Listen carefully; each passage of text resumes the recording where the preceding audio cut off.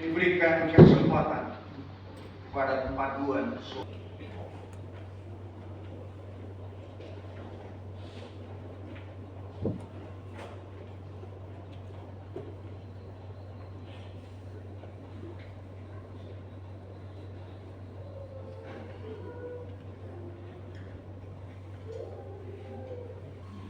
luar biasa. Sebenarnya Bapak Ibu sekalian, tempat saya strategis. Kalau tadi paduan suara veteran menyanyi dengan begitu semangat, ya kan? Ini tempat strategis untuk menjadi apa? Penari latar. Cuma saya bingung ini, kalau sudah bergemuruh gitu di sini harusnya bergemuruh juga kan? Wah, nanti limbahnya bisa bahaya gitu. Oke, paduan suara veteran dengan love. Paling tidak saya catat di sini, love will be our hope. Mohon maaf kalau terjemahannya salah, tapi yang saya pahami adalah rumah tempat berbagi, suka dan duka. Kasih adalah fondasi dalam hubungan keluarga, di mana di sana kita berbagi, tertawa bersama dan menangis bersama. Dalam bulan keluarga ini, kita mencoba untuk menghayati bagaimana panggilan kita sebagai keluarga. Dalam kata pembuka kita, di sana dikatakan, kita diingatkan akan identitas kita sebagai eklesia domestik, keluarga sebagai gereja kecil. Itu berarti apa? Bagaimana profil GKI Karawaci sangat ditentukan oleh profil keluarga-keluarga yang ada di GKI Karawaci. Kita tidak bisa mengharapkan GKI Karawaci menjadi jemaat yang penuh dengan kasih, yang penuh dengan perhatian, yang penuh dengan solidaritas, kalau keluarga-keluarga yang membentuknya tidak nampak kasih di sana.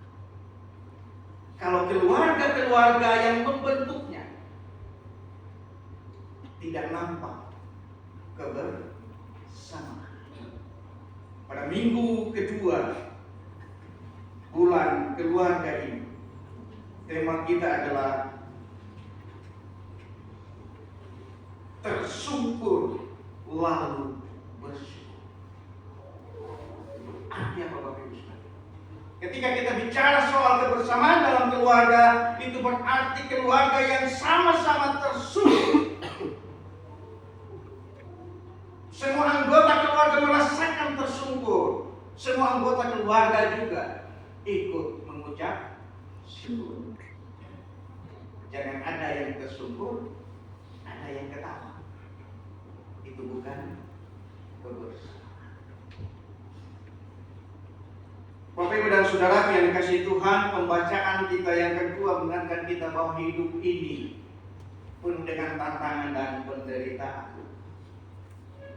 Bahkan Rasul Paulus yang begitu taat dan setia memberitakan Injil, dia mengalami berbagai macam penderitaan, keluar masuk penjara.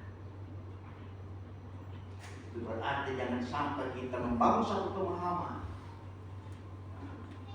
kalau kita rajin ke gereja, kalau keluarga kita rajin beribadah, rajin pelayanan, berarti tidak akan ada yang namanya pergumulan di tengah-tengah keluarga.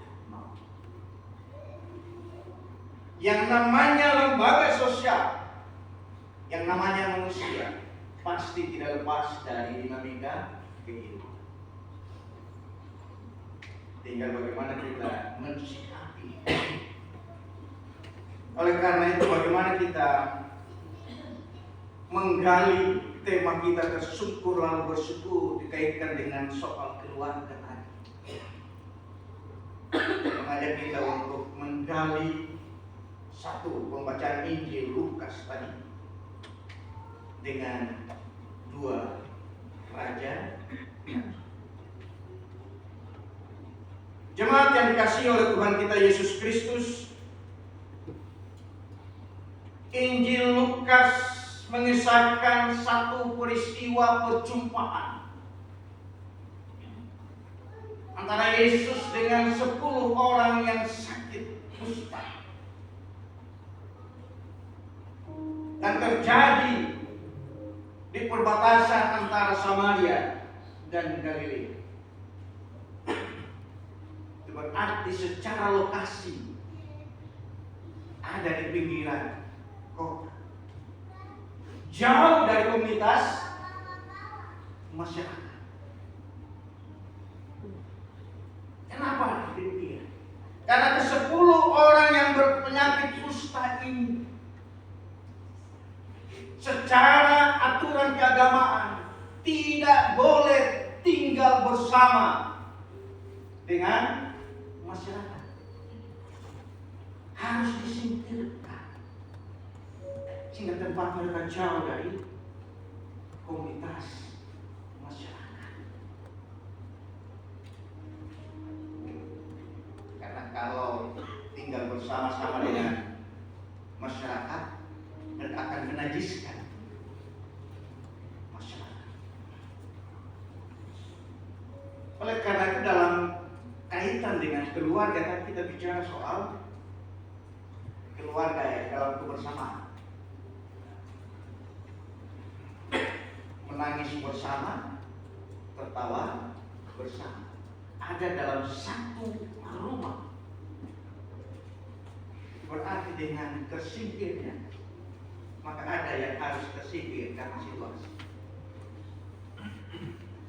Bapak Ibu dan Saudaraku yang dikasihi oleh Tuhan kita Yesus Kristus,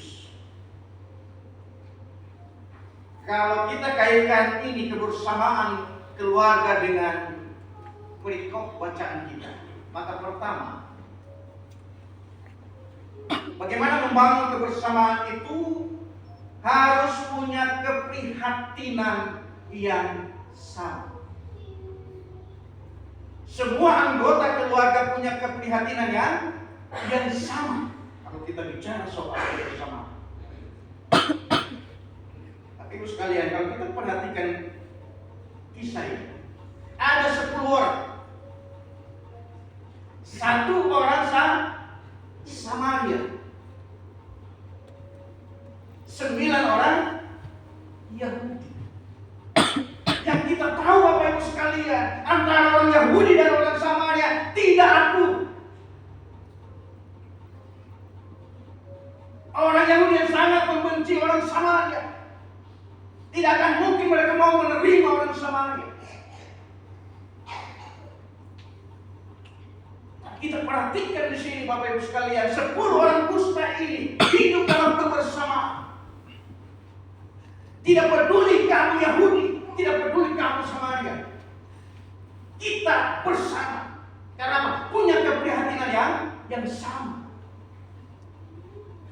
Dipinggirkan, disingkirkan. Punya pergumulan yang sama.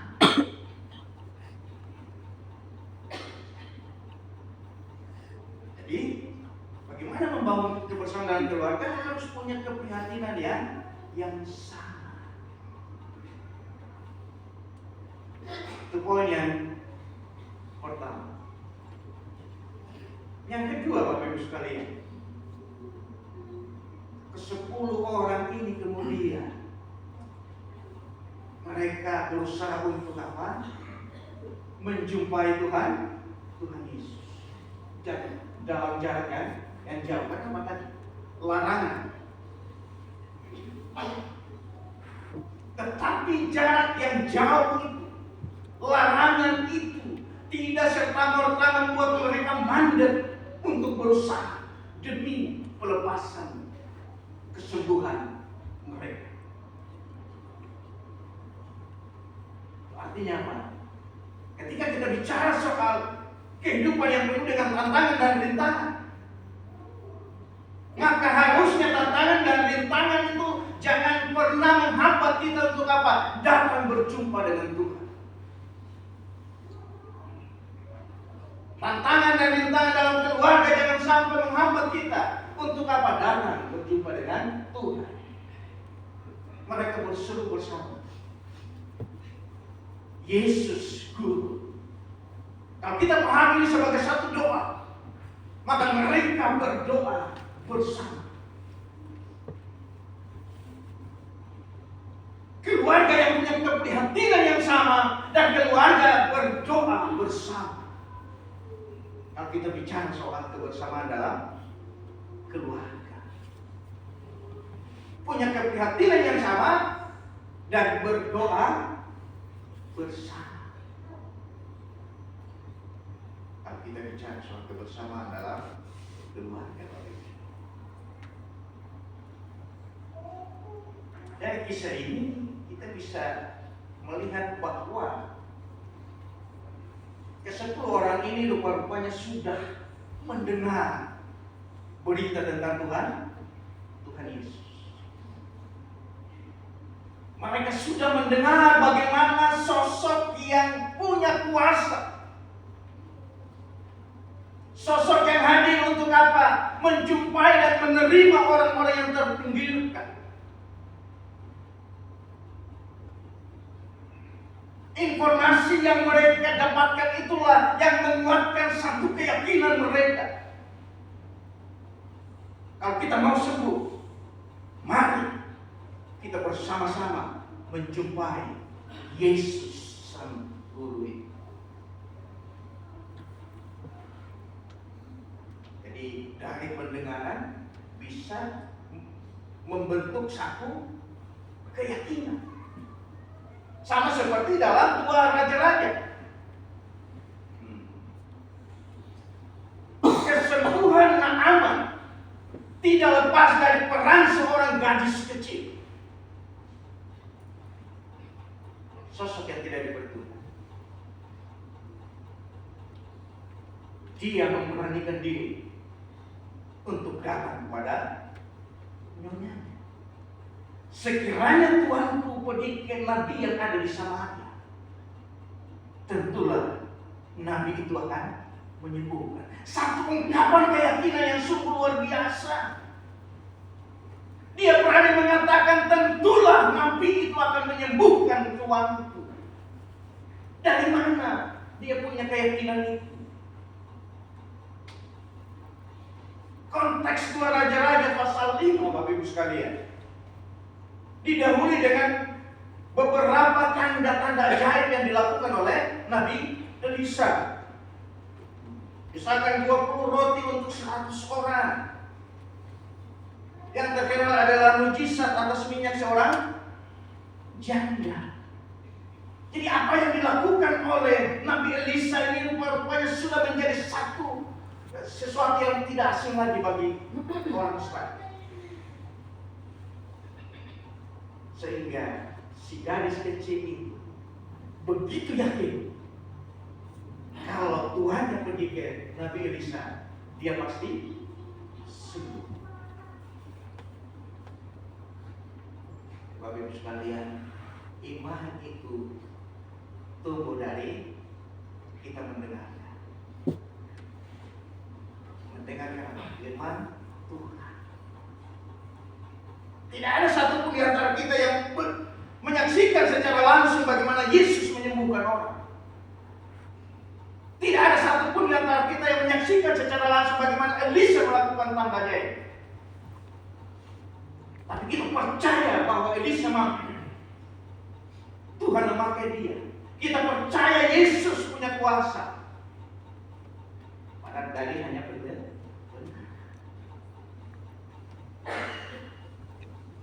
Berarti bagaimana kita membangun iman bersama dalam keluarga ya? Pendengaran bersama. Kalau tadi doa bersama, pendengaran itu bicara soal bagaimana membaca dan merenungkan firman Tuhan secara bersama dalam keluarga. Bapak Ibu Bapak Ibu dan Saudara yang dikasihi Tuhan kita Yesus Kristus. Oleh karena itu kebersamaan keluarga tadi tersungkur bersama lalu mengucap syukur bersama. Sebelum kita masuk ke situ ada satu pertanyaan begini Bapak Ibu. Tuhan kan mengharapkan supaya keluarga itu utuh, hidup dalam kebersamaan.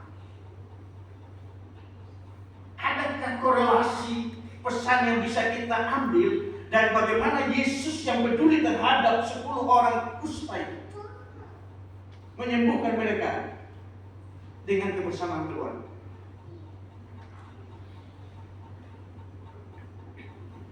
Ada yang bisa merespon? Kenapa Yesus mau menyembuhkan mereka?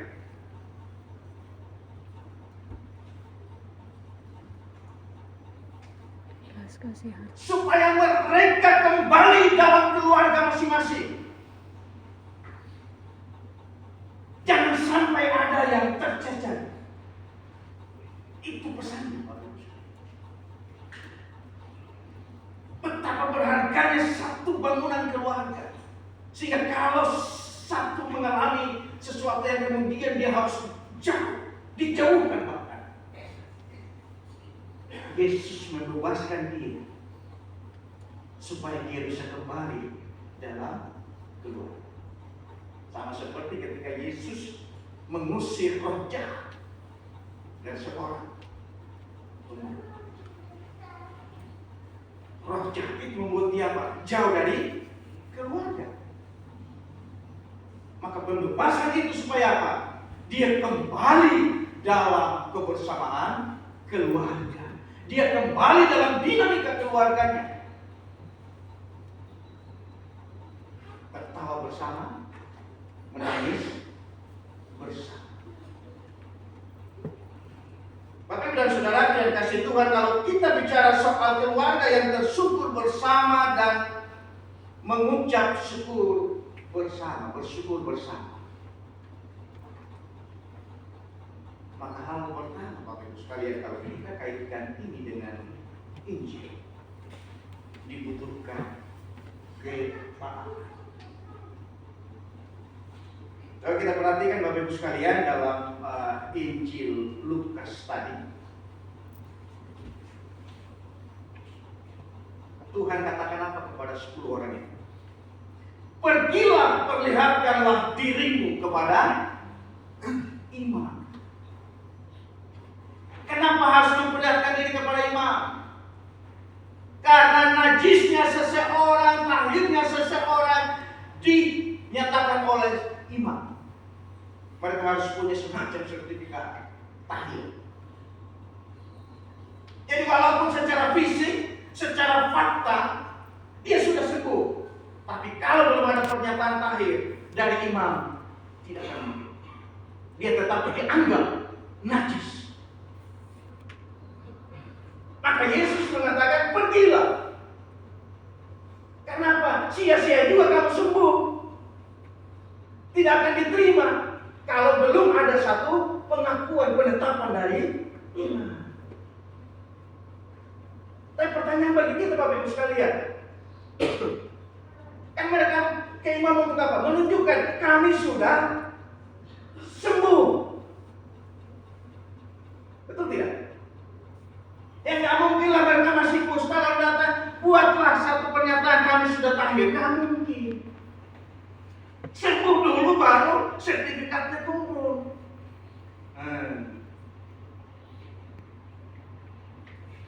Pertanyaan bagi kita Bapak Ibu sekalian, apakah ketika mereka kemudian bergerak menuju ke Yerusalem menjumpai imam, mereka sudah sembuh?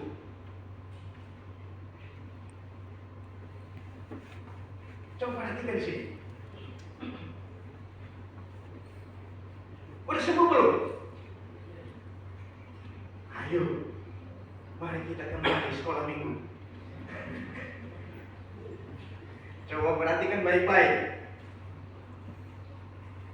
Sembuh. Ayat 14, ia memandang mereka dan berkata, pergilah, perlihatkanlah dirimu kepada imam-imam. Lukas mencatat di situ, sementara mereka di tengah jalan. Kesembuhan terjadi di mana? Saat di depan Yesus yang mengatakan pergilah, atau dalam perjalanan? Saat pergilah. Dalam perjalanan, Bapak Ibu sekalian. Jadi kesembuhan itu tidak terjadi saat itu.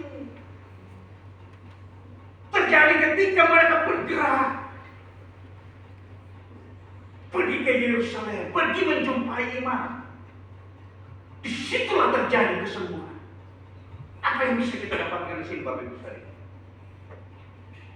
Iman itu membutuhkan yang namanya ketaatan. Gak menunggu terjadi perubahan. Coba ingat doa mereka, Guru, Tuhan. Yesus kan Tuhan. Jadi ketika mereka mengakui Yesus yang adalah Tuhan dan Guru itu, dan sang Tuhan tadi, sang Guru tadi memerintahkan pergi, respon mereka adalah ketaatan. Gak peduli saya sudah sembuh atau tidak, ini perintah. Di beberapa peristiwa ketika Yesus menyembuhkan, angkatlah Tuhan. Udah sembuh belum? Belum. Tapi karena ketaatan membuat dia apa? Angkat. Marilah. Udah sembuh belum? Belum. Tapi iman tadi, ketaatan tadi membuat dia apa? Ini perintahku, perintah Tuhan. Aku bergerak. 10 orang yang tidak peduli bagaimana caranya dia akan sembuh. Bagaimana caranya Yesus menyembuhkan mereka. Kapan Yesus menyembuhkan mereka. Di mana Yesus menyembuhkan mereka. Tidak peduli. Karena mereka yakin Yesus yang punya kuasa. Dengan caranya dia akan menyembuhkan. Dengan waktu yang sudah dia rancangkan, dia akan memberikan kesembuhan. Cara dan waktu. Berbeda Bapak Ibu sekalian dengan Naaman. Coba kita perhatikan Naaman ya, Bapak Ibu sekalian. Ketika Nabi Elisa mengatakan kepada dia,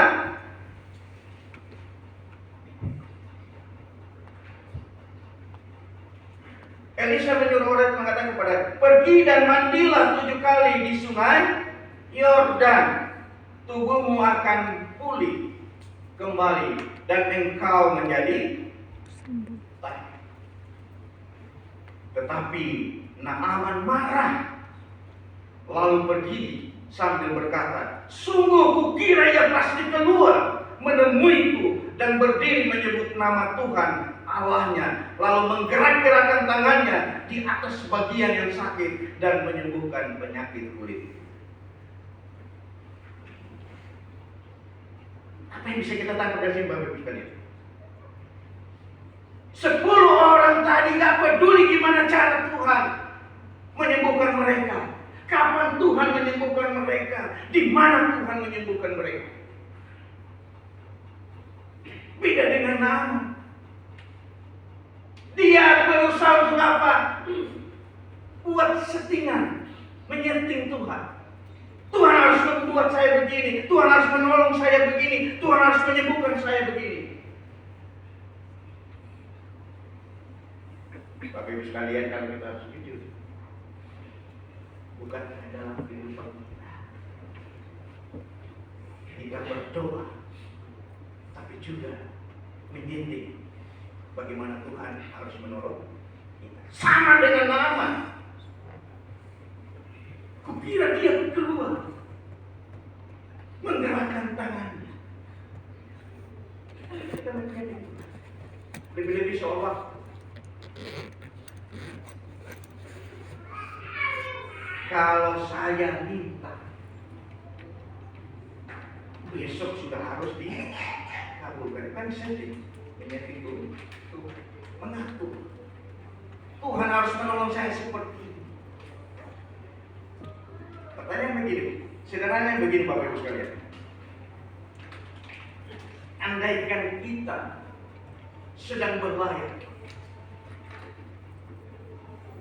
terjadi gelombang, badai yang bisa menghanyutkan kita. Kira-kira apa doa kita Bapak Ibu sekalian? Ada yang mau merespon? Kalau nggak ada yang merespon, saya tidak akan selesai.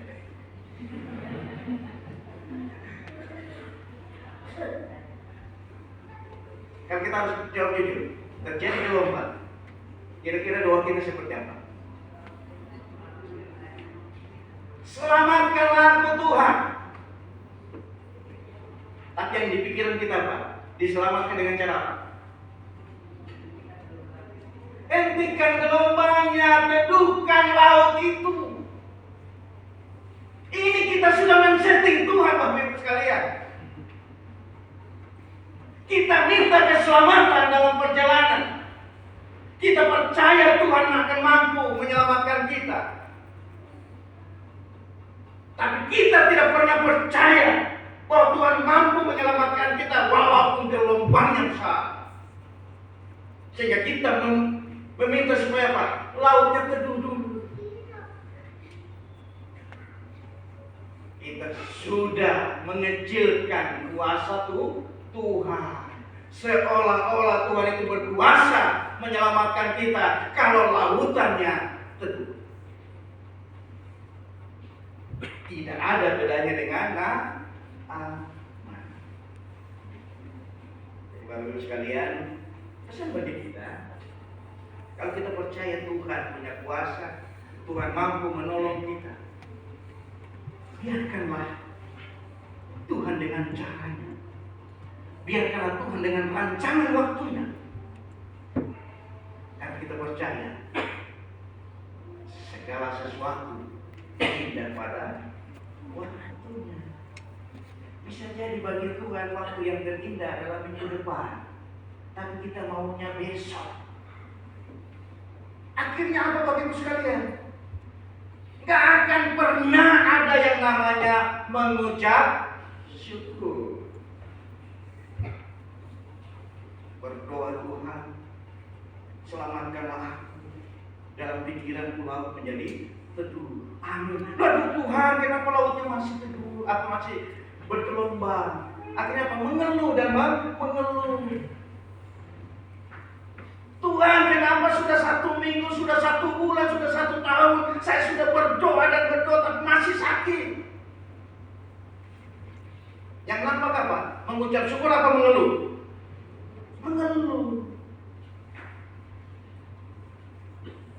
Jadi jangan pernah men-setting Tuhan soal bagaimana caranya dan kapan Tuhan harus bertindak.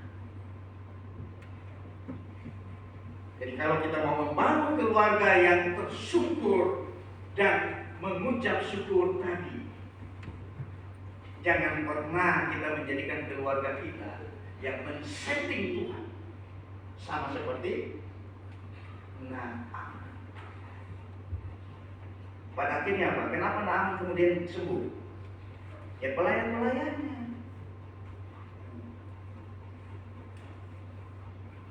Mengingatkan dia. Bukankah kalau dia perintahkan ini kamu akan lakukan? Jadi mengucap syukur itu membutuhkan ketaatan tadi. Lalu jangan pernah men-setting Tuhan.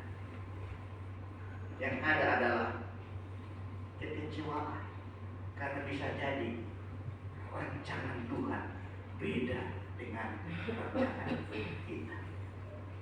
Waktu Tuhan beda dengan waktu kita. Yang terakhir Bapak Ibu dan yang saudara yang dikasih Tuhan, yang menarik adalah begini. Ketika 10 orang ini mengalami kesembuhan, hanya 1 yang kembali, dan 1 itu orang Samaria. Samaria itu tidak pernah diperhitungkan Bapak Ibu sekalian. Orang Samaria itu dianggap sebagai umat yang gak layak mendapatkan keselamatan. Mereka bukan bagian dari umat Israel. Mereka bukan bagian dari umat Allah, umat pilihan Allah. Mereka nggak mengenal yang namanya Taurat. Beda dengan orang Yahudi yang mengenal Taurat, taat setia pada Taurat, melakukan hukum Taurat. Apa yang bisa kita dapatkan dari sini Bapak Ibu sekalian? 9 orang yang taat pada Taurat, taat juga beribadah dan melakukan perayaan orang Yahudi. Tetapi ketika mereka mengalami kesembuhan karena pertolongan Tuhan itu, mereka lebih mengutamakan pernyataan manusia daripada kembali untuk apa? Mengucap syukur. Itu berarti apa? Ketika mereka kembali, mereka tidak pernah mengakui bahwa kesembuhan itu karena Tuhan Yesus. Kalau dalam kehidupan kita Bapak Ibu sekalian, kita tidak pernah mengakui bahwa perubahan dalam kehidupan kita, pembaharuan dalam kehidupan kita karena karya Tuhan, maka kita tidak akan pernah mengucap syukur. Saya lamar pekerjaan, diterima. Kenapa? Saya lulusan dari universitas yang hebat. Saya pintar. Gak bakalan kita mengucap syukur. Hanya orang yang mengakui saya bisa diterima, itu karena kemurahan Tuhan. Disitulah dia akan bersungguh untuk apa? Mengucap syukur. Bagaimana dengan kita Bapak Ibu sekalian?